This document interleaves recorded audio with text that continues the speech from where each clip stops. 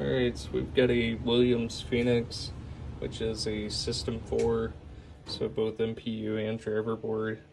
MPU actually discovered a bit of alkaline damage, so we had some here on the battery holder, a little bit here where the it was an unsocketed IC, but these two did have sockets, and underneath, and I believe this one here as well, had a corrosion, so that's all been cleaned up. We've got a new male and female 40-pin interconnect, 3 new sockets here for the game ROMs, new socket for the which is now NVRAM, 2 new sockets for the 6810s, new socket for the 6821, as well as the 6800 here, and then I believe we did this socket here.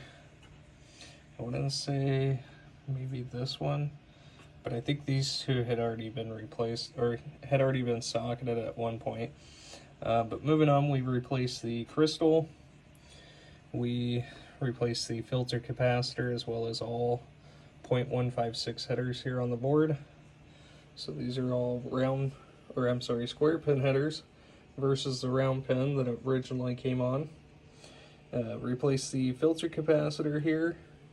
We had a bit of a buildup here of, can't even think of the word, but it was becoming conductive across the leads here on the transistor, which was ever so slightly activating that transistor there, which you could see here on the LEDs, which I did clean that up. And we had a total of 3 transistors that were replaced.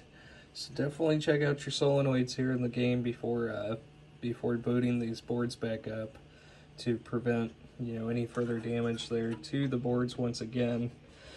The switch matrix had already had the 0 ohm jumper installed there, but I'll go ahead and get a blinking LED here on the boards before I ship them back. But I've got high score to date and last game played there, and lamp matrix doing its thing here for the System 4.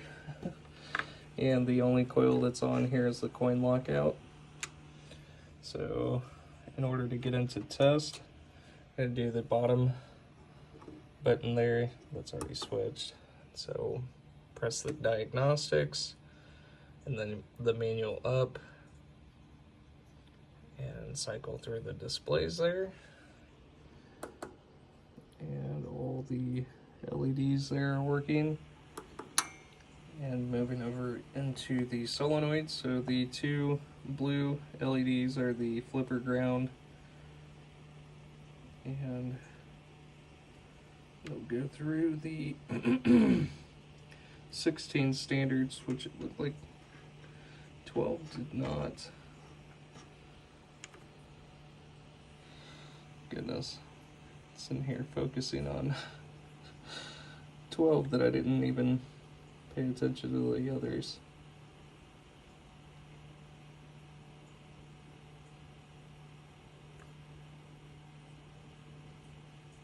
So 12 did actually fire. You blink and you miss them.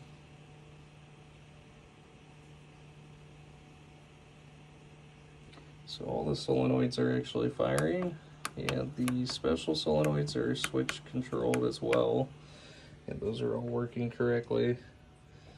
And moving into the last test, which is the switch test, and so we'll just go through diagonally through the switch matrix, testing both rows and columns here. And the last switch, oops, I went the wrong way. It's actually this. The last switch in Phoenix is switch 48 there. I couldn't remember how to twist my fingers correctly to initiate the switch closure. But there we are, 100%. Thank you so much.